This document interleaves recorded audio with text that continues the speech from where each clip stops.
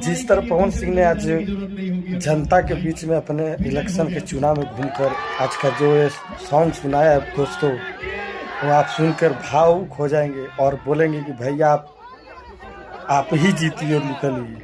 ये गाना सुनिए आपने।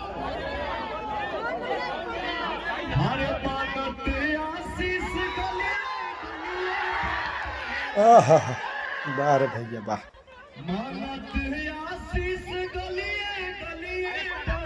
जय हो जय हो। आहा, क्या भाव है।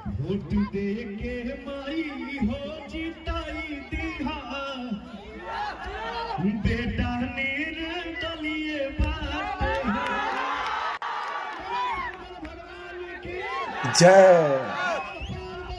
पता हर हर महादेव।